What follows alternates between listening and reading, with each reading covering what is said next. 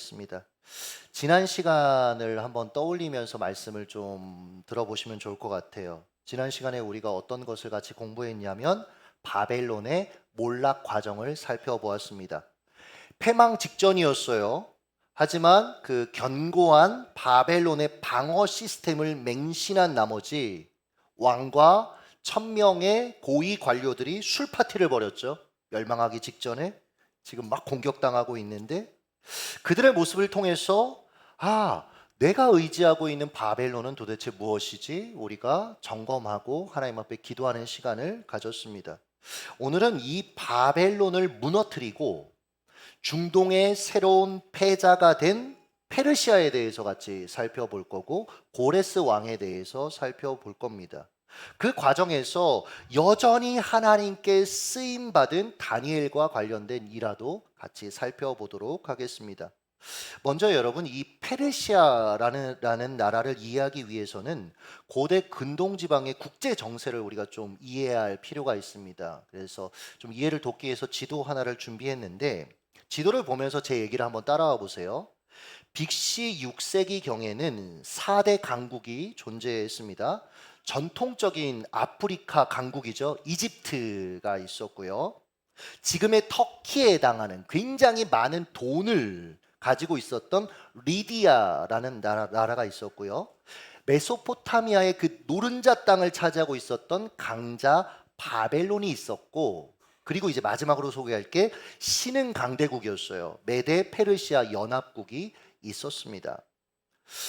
주전 6세기 초만 해도 이 느부갓네살 왕이 집권하던 당시였잖아요. 바벨론이 세계 그 중에 4강 중에 최강대국이었습니다. 그러나 그가 죽었어요. 그리고 우리가 지난 시간에 살펴봤죠. 국력이 급격히 쇠퇴했어요. 여러분, 한 7년 동안 왕이 4번 바뀌었다고 말씀드렸잖아요. 이 시기와 맞물리면서 페르시아에 고레스라는 강력한 영웅이 등장합니다. 그러니까 이 영웅이 세력을 확장해 가기 시작해요. 여러분, 고레스를 어느 정도라고 여러분들이 생각하시면 되냐면 알렉산더 대왕, 어떻게 보면 여러분 이 제국을 알렉산더 대왕이 그 뒤에 무너뜨리거든요. 그러니까 그만큼 사실은 비견될 만큼 사실은 위대한 왕이었습니다. 원래 메데 페르시아, 그러니까 이 메데가 페르시아보다 훨씬 강한 나라였어요. 지도를 다시 한번 보시면 두 나라 크기 그 땅덩어리 자체를 보면 여러분 굉장히 큰 차이가 나죠. 페르시아는 사실 굉장히 작아요. 메데가 훨씬 컸습니다. 그런데 이 고레스 왕의 등장과 함께 페르시아의 세력이 급격하게 커지더니 BC 550년경에는 메데의 수도를 여러분 점령합니다. 그리고 페르시아가 메데를 병합해요. 그래서 메데 페르시아 과도 정부를 세웁니다.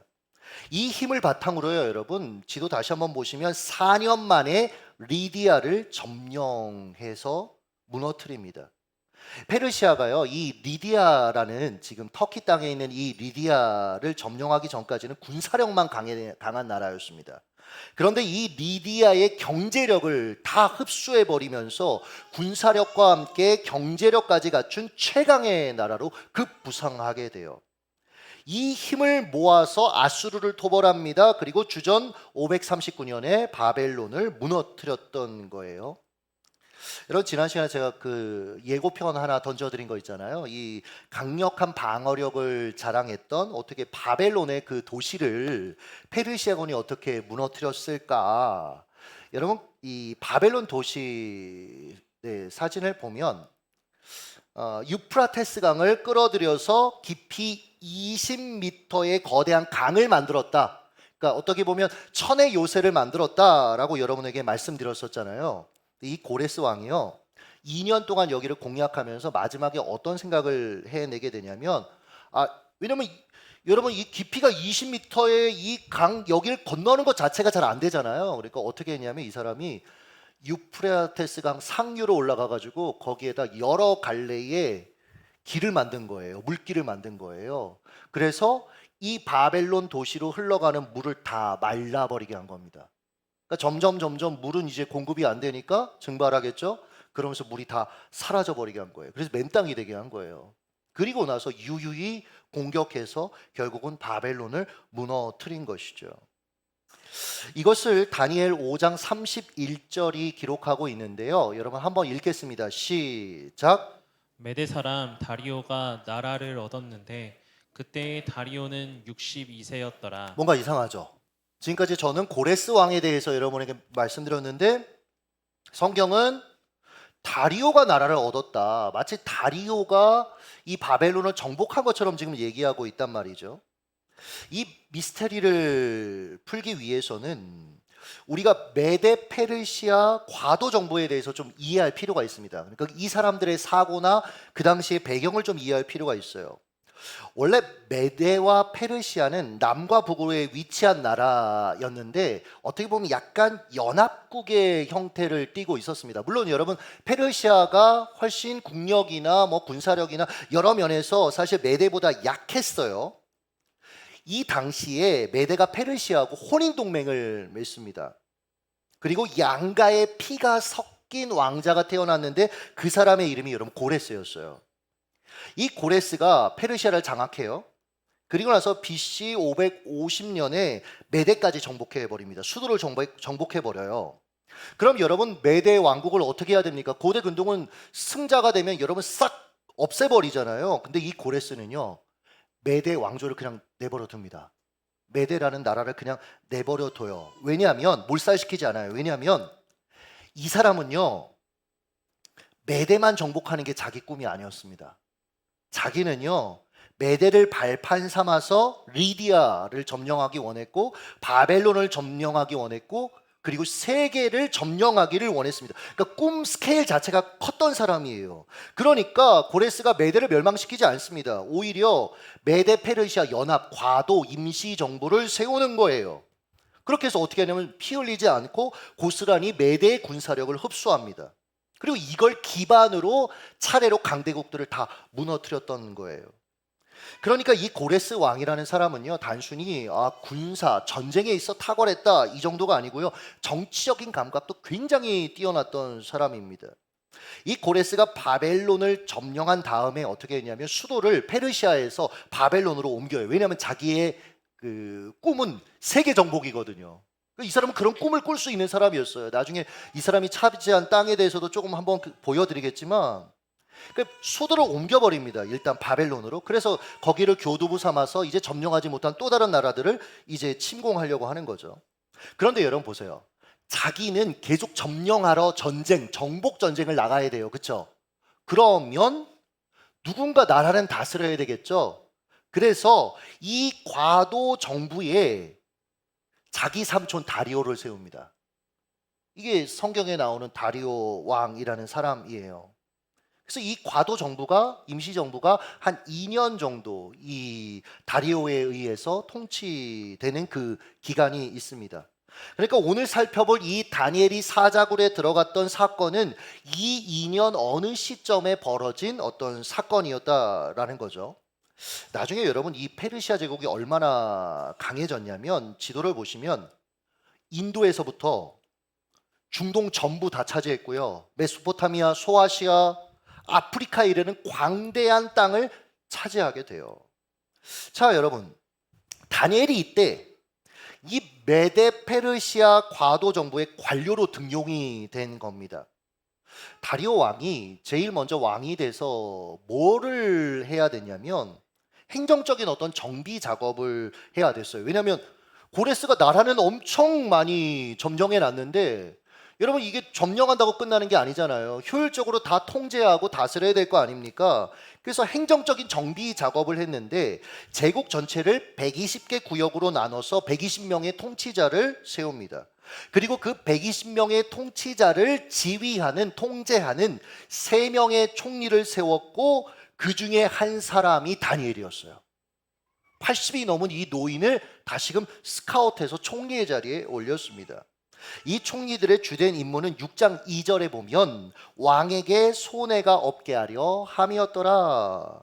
여러분 모든 국가의 통치의 근간이 뭡니까? 경제력입니다. 여러분 아무리 정치를 잘한다고 해도 경제적으로 딱 어려워지면 사실 정치인들 지지율 확 내려가잖아요. 마찬가지예요. 예나 지금이나 마찬가지입니다. 먹고 사는 문제가 가장 민감한 거예요. 그러니까 왕에게 손해가 없게 함이라 이 경제적으로 효율적으로 나라를 잘 다스릴 수 있도록 정비하는 역할을 했다라는 거죠. 생각해보면 여러분 요셉이라는 인물도 이 경제적인 리더십을 인정받아서 총리가 된 거잖아요. 세계 기근의 때에 그 문제를 이렇게 해결하면 됩니다 라고 얘기했기 때문에 그가 여러분 총리에 오를 수 있었던 거 아닙니까? 그러니까 다니엘도 우리가 정확하게 성경이 얘기하고 있질 않지만 굉장히 탁월한 어떤 경제 정책 그리고 행정력을 발휘할 수 있는 그런 사람이었던 것 같습니다. 그러니까 여러분 총리로 스카웃 됐겠죠. 여러분 하나님이요 아무 준비도 안 됐는데 아무 능력도 없는데 기도만 한다고 그 자리에 세우진 않으세요. 감당이 안 되잖아요, 여러분. 매 순간 하나님이 다 알려주세요. 이건 이렇게 하고 이건 이렇게 하고 이건 이렇게 하고 이런 그런 자유의지가 없는 거죠. 하나님은 우리를 여러분 그렇게 사용하시는 분이 아닙니다. 하나님은 우리가 준비된 만큼 그 안에서 하나님의 능력을 더하시죠. 그래서 그 일들을 감당하게 하시는 거예요. 페르시아 입장에서 이 행정적인 부분들, 경제적인 부분들을 좀 잘 할 수 있는 사람들 이렇게 리스트업 했을 때 아마 제가 상상해 보건데 이랬을 것 같아요. 바벨론에 전직 총리가 있는데 이 사람 굉장히 도덕적으로 깨끗하고 행정력 갖췄다. 경륜도 있다. 얘기 들었겠죠. 그리고 나서 검증했겠죠. 그리고 나서 다니엘을 세운 겁니다. 물론 이건 인간적인 관점입니다. 이게 필요 없다라는 건 아니지만 여러분 역사는 이렇게 흐르지는 않아요. 여러분 잘 생각해 보세요. 전 정권의 핵심 고위직을 역임했던 그런 인사를 새로운 나라에서 새로운 정권에서 핵심 인사로 세운다라는 게 여러분 이게 하나님의 간섭이 아니면 이게 가능한 일입니까? 여러분 게다가 다니엘 앞서 말씀드렸죠. 80이 넘은 노인이었습니다.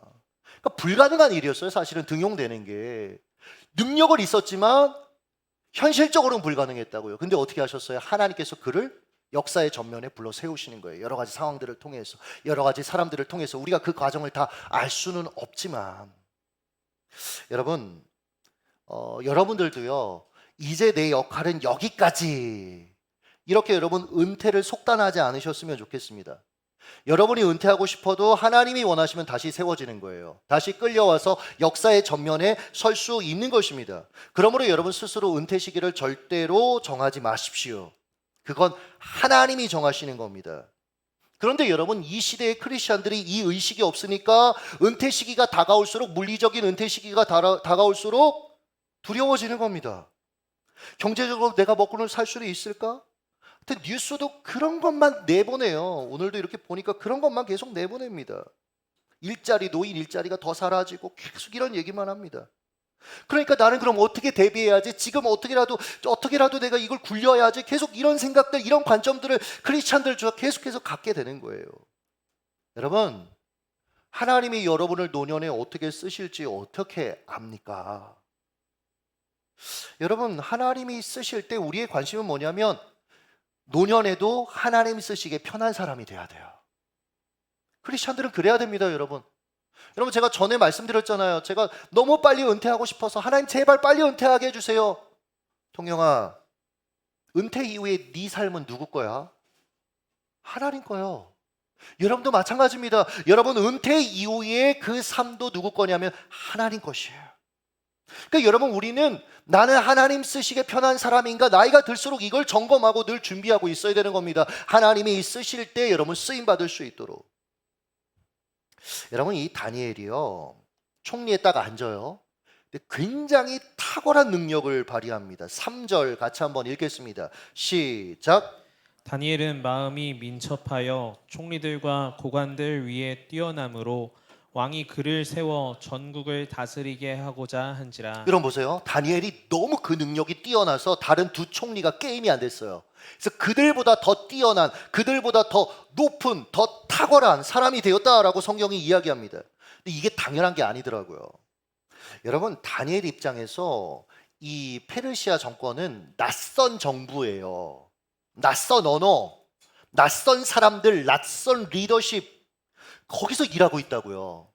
여러분, 우리가 그 미국 메이저리그에서 난다 긴다 하는 선수들도 우리 한국은 그나마 좀 호의적인데 일본 같은 데 가면 여러분 박살납니다. 잘했던 친구들이 거기 가서 자기의 기량을 잘 발휘하지 못해요.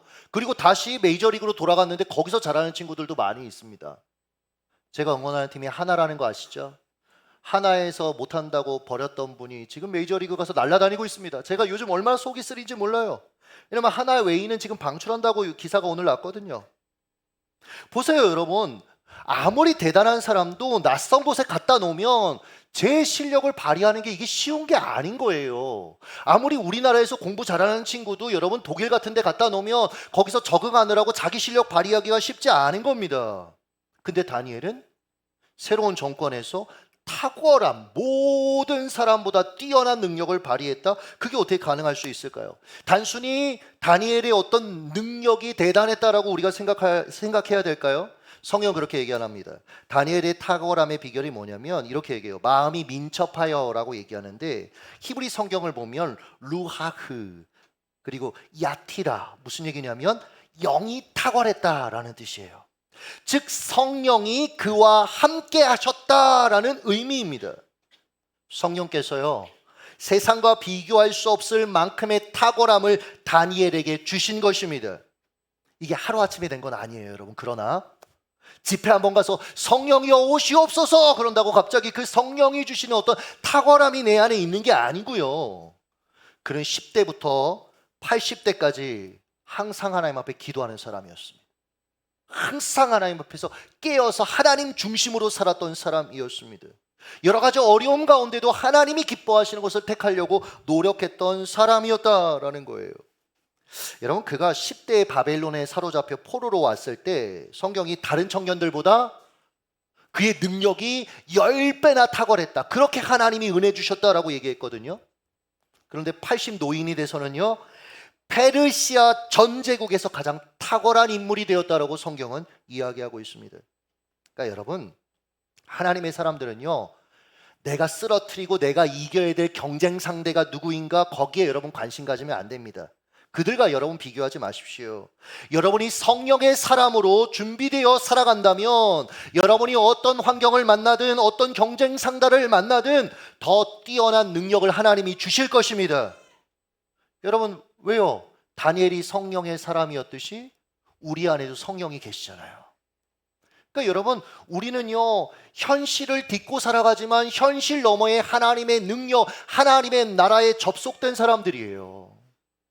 그러니까 여러분, 신비주의자가 되라는 게 아닙니다. 그냥 기도만 하면서 살라라는 건 아닙니다. 그러나 여러분, 하나님의 능력이 하나님의 사람들에게 반드시 부어집니다.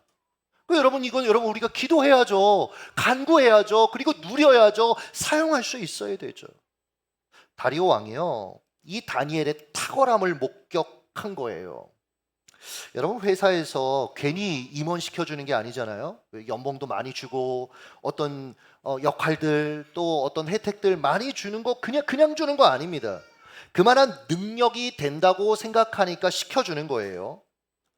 그래서 여러분, 어떻게 보면 승진의 때는 위기의 때입니다.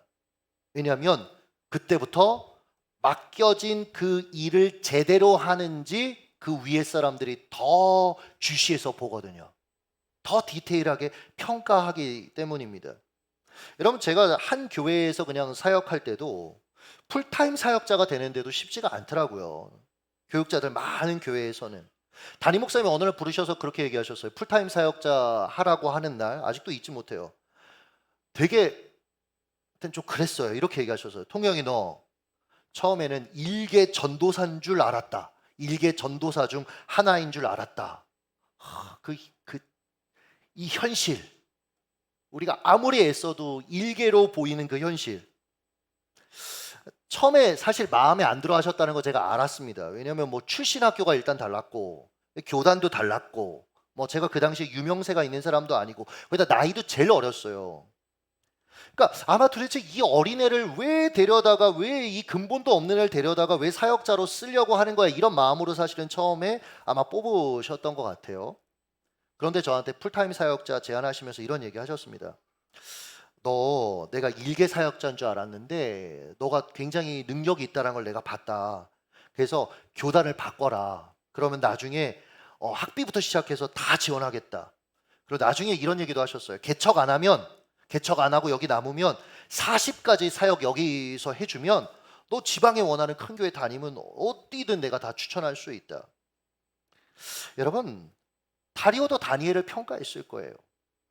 그런데 소문으로 듣던 실력 그 이상이었던 거죠. 이런 사람은 뭐라 얘기합니까? 명불허전. 반면에 여러분 유명무실한 사람들이 있어요. 괜찮은 줄 알고 세웠는데 별거 아닌 사람. 이름값 하는 사람이 있는 반면에 이름값 못하는 사람들이 있다라는 거죠. 다니엘은 이름값 하는 사람이었습니다. 그래서 다리오가 3명의 총리 중에 다니엘을 탑으로 세워요. 여러분, 이건 그 당시 없었던 시스템이었습니다. 원래 3명이 서로 견제하게 하려고 3명을, 힘의 균형을 맞추려고 3명을 세웠는데 다니엘이 너무나 탁월하니까 그 가운데 하나님이 역사하시니까 없는 자리가 만들어졌어요.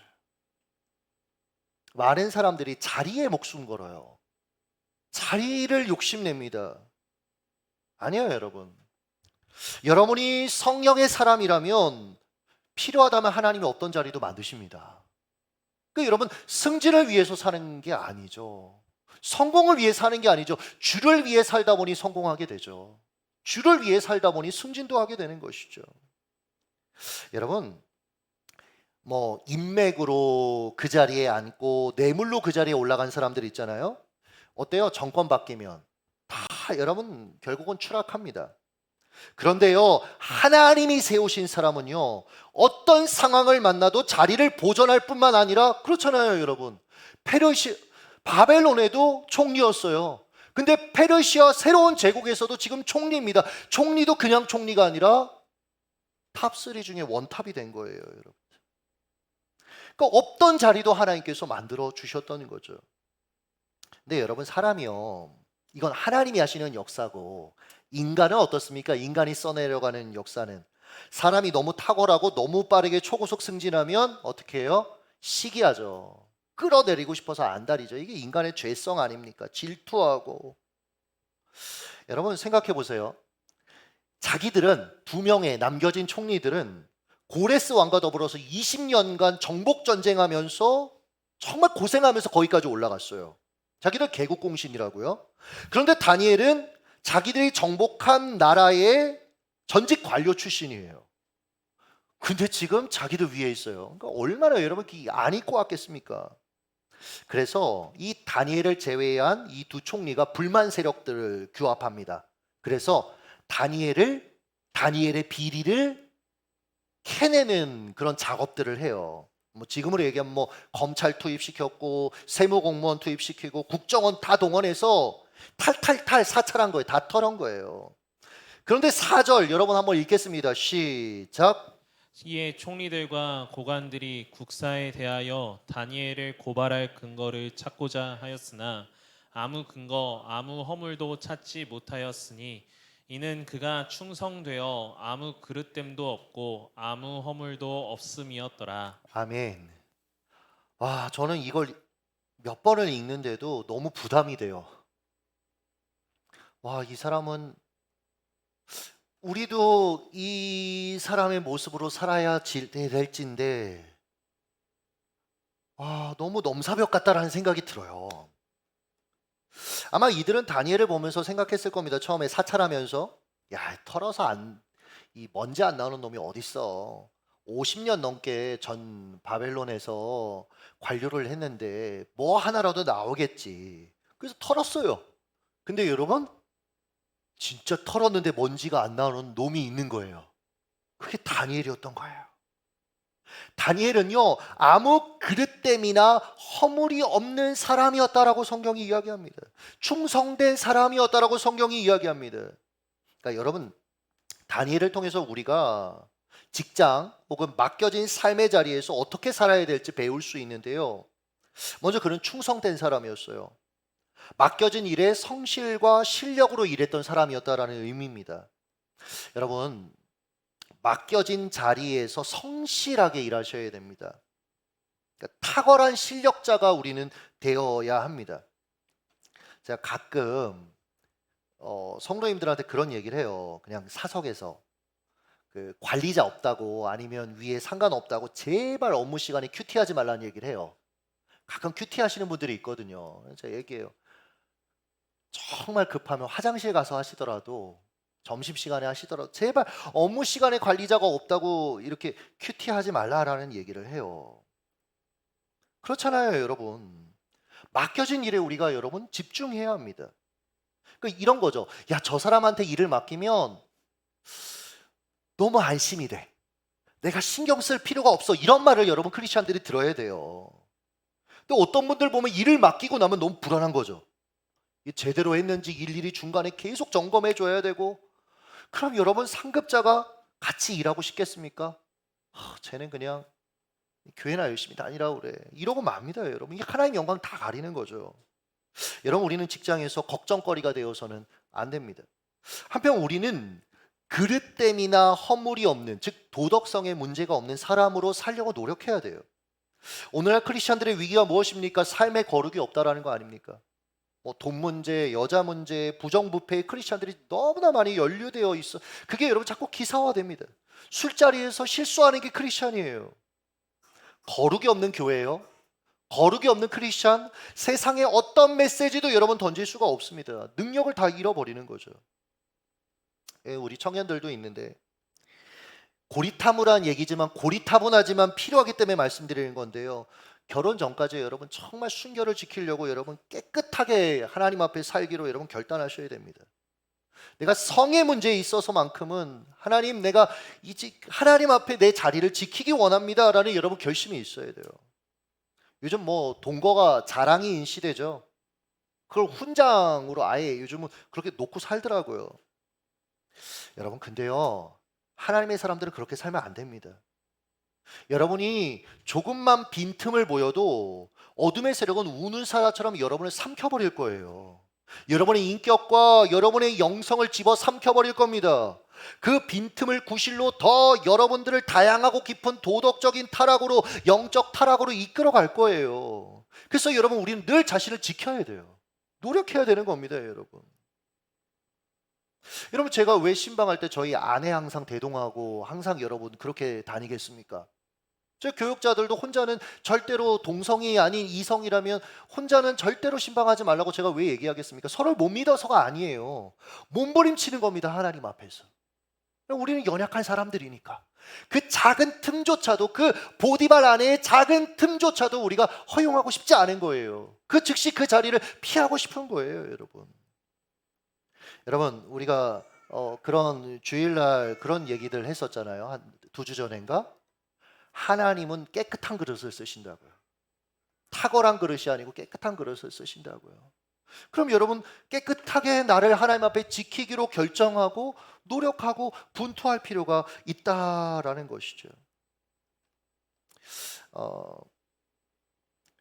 목회자를 제외하고는 크리스천들이 승부 볼 곳은요, 여러분 직장입니다. 삶의 자리입니다. 거기서 여러분 최선을 다하십시오. 거기서 여러분 거룩하십시오. 물론 여러분 다니엘은 기도의 사람이기도 했어요. 일상에서 충성했지만 기도의 사람, 하루에 3번 기도했잖아요. 그러니까 수요 기도에는 나오시기 바랍니다. 요즘 너무 안 나오는데 여러분 좀 나오시기 바랍니다. 옆에 분들한테 꼭 얘기해 주세요. 더 돌아가서 좀 나와라.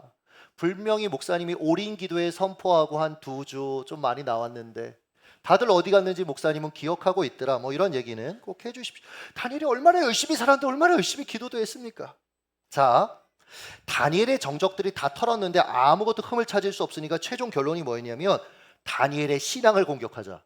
그러니까 털 게 없으니까, 건드릴 게 없으니까 신앙을 건드리는 거예요. 지금으로 얘기하면 예배 못 가게 하자, 기도 못 하게 하자, 이런 식입니다.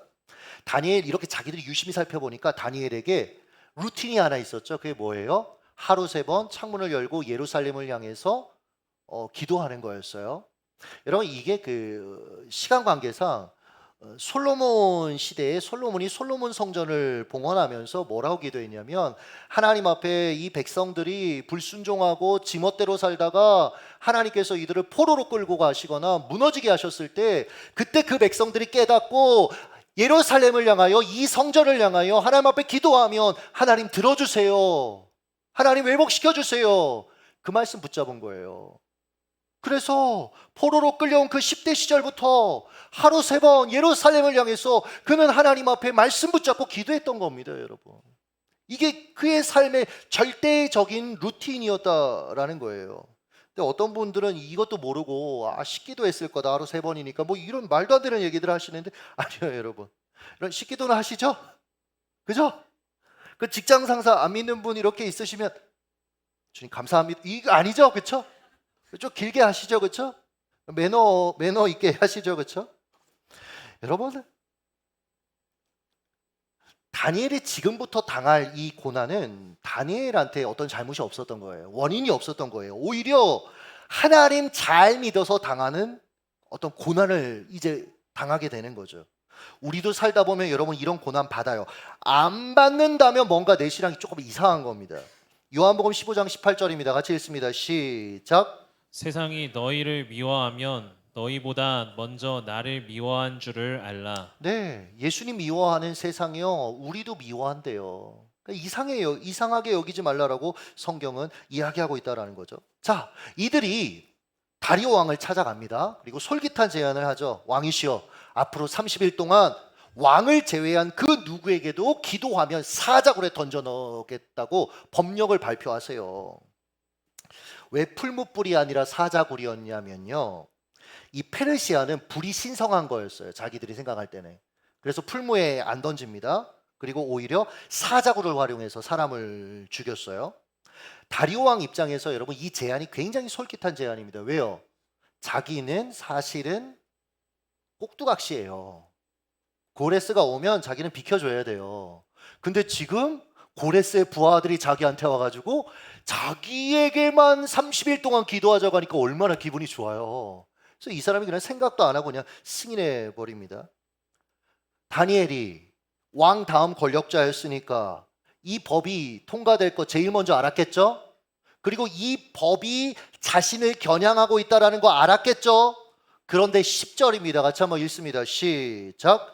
다니엘이 이 조서에 왕의 도장이 찍힌 것을 알고도 자기 집에 돌아가서는 윗방에 올라가 예루살렘으로 향한 창문을 열고 전에 하던 대로 하루 3번씩 무릎을 꿇고 기도하며 그의 하나님께 감사하였더라. 여러분, 다니엘은 알고 있었어요. 자기 생명을 지금 노리려고 하고 있다. 그러니까 기도만 사실은 안 하면, 이 30일 안 하면 이 어려움은 넘어가요. 그렇잖아요.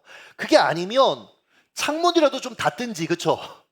아니면 기도할 때 좀 속으로 기도하든지, 이러면 넘어갈 거라는 거 안다라는 거죠. 그런데요, 그는 평소 하던 대로 문을 활짝 열고 예루살렘을 향하여 하나님 앞에 하루 3번 기도합니다. 이걸 통해서 우리가 알 수 있는 게 있어요. 그에게 기도는 그 어떤 것과 타협할 수 없는 영역이었습니다. 그에게 기도는 이렇게도 얘기할 수 있어요. 목숨과 바꿀 만큼 중요한 것이었습니다. 밤에 여러분, 우리는 어떻습니까? 기도가 정말 목숨과 바꿀 만큼 중요한 영역 맞습니까? 북한 지하교회 성도들이 크리스천인 것이 발각돼서 뭐 우리가 흔히 얘기하는 아오지탄광 그런 곳에 여러분 끌려가는 99%의 이유가 예배 드리다 잡히는 거래요. 예배 현장에서 발각된답니다. 그러니까 여러분, 그 예배만 안 드리면, 이 사람들이 모여서 그 예배만 안 드리면 발각되지 않고 그냥 자기 신앙 지킬 수도 있을지도 몰라요. 그런데 이들에게 예배는 발각되면 죽거나 노역을 해야 되는 걸 알지만 반드시 해야 되는 영역인 거예요. 여러분, 그런 사람들이 모여서 드리는 그 예배가 어떨 것 같습니까? 그런 사람들이 모여서 드리는 그 예배 시간에 졸 수 있을까요? 기도하다가 딴 생각할 수 있을까? 아니, 내 목숨을 지금 담보로 내가 하나님 앞에 나왔는데 잠시 후면 끌려갈지도 모르는데. 우리 형제들 군대에서 예배 드리러 간다고 고참들한테 얻어맞은 기억 있으십니까? 이거 진짜 억울하거든요. 근데요, 맞고 예배당에 가면 그렇게 은혜가 돼요. 눈물이 막 나요. 그렇잖아요. 우리 장한 형제 훈련병 때가 제일 신앙 좋았잖아요. 그러면 안 되는데 지금이 더 좋다고 얘기를 해야지. 믿음 없는 애들도 거기서 얼마나 믿음이 좋은지. 뭔가 대가 지불을 하면 여러분 사실은 그 현장이 달라지는 겁니다. 여러분 우리는 우리의 예배, 우리의 기도 생활, 우리의 신앙 생활을 좀 돌아봐야 돼요. 나는 정말 목숨을 걸고 예배하는 예배자인가? 나는 그렇게 목숨을 걸고 기도하는 기도자인가? 다니엘은 여러분 그런 사람이었어요. 게다가 여러분 다니엘의 기도는 하나님 이 상황에서 나를 건져주세요 그게 아니고요, 감사하는 기도였습니다. 감사 기도. 감사가 무엇입니까? 지금 달라졌으면 하는 것에 초점을 맞추는 것이 아니라, 어려운 상황, 미래에 아직 일어나지 않은 그 일에 초점을 맞추는 것이 아니라 바로 하나님이 지금 내게 주신 것에 초점을 맞출 때 내뱉어지는 고백, 기도, 그게 감사고 그게 감사의 기도잖아요. 여러분 다니엘은 지금 이 상황 이거 놓고 여러분 하나님 왜 이런 상황 만나게 해주셨어요 그렇게 기도하지 않았습니다. 오히려 이미 주신 은혜들을 세어보았을 거예요. 50년 포로 생활 동안 주신 하나님의 은혜들 기억하면서 감사하며 그는 지금도 내가 누리고 있는 것들을 기억하면서 하나님 앞에, 지금도 나와 함께 하시는 하나님 앞에 감사하며 그는 기도했을 것이다 라는 거죠. 기도의 저자 조지 버트링 목사가 이렇게 말했죠. 읽어드릴게요. 인간의 본성에는 은혜를 쉽게 잊어버리는 경향이 있어서 눈에 띄는 검은 얼룩만 보고 나머지 희고 넓은 부분, 즉 편만한 은혜는 잊어버린다. 우리는 삶의 여정 가운데 경험한 은혜의 기쁨을 의도적으로 생각하고 돌아볼 필요가 있다. 여러분 감사가 회복되셨으면 좋겠습니다. 여러분 지금 주신 거 좀 집중하세요. 지금 주신 거 그거 여러분 내게 주신 그 은혜들 여러분 그것들 여러분 우리가 문제들 어려움들 그거 생각할 여러분 그 에너지와 그 시간을 이미 내게 주신 것을 여러분 한번 생각해 보세요. 그럼 여러분 그 감사가 얼마나 풍성해질지. 그러면요 그렇게 감사하면서 기도하면요 하나님이 어떻게 하십니까? 우리 결론 알고 있잖아요. 사자의 입을 막아버리셨습니다. 고통의 사자굴에서 그를 자유케 해주셨습니다. 사랑 여러분, 여러분을 두렵게 하는 인생의 사자는 무엇입니까? 그것들이 아무리 강력해 보여도 하나님보다 클 수는 없어요. 여러분의 하나님이 더 크십니다. 그것을 기억해내시기를 예수님의 이름으로 축복합니다. 그것들은요 하나님이 내게 주신 것 뺏어가지 못합니다. 하나님이 그 입을 봉하실 것이기 때문입니다. 하나님이 역사하시면요 나를 무너뜨리는 그 사자굴이 하나님의 능력을 드러내는 자리가 될 것입니다. 그렇게 승리하시길 예수님의 이름으로 축복합니다. 같이 찬양하시죠.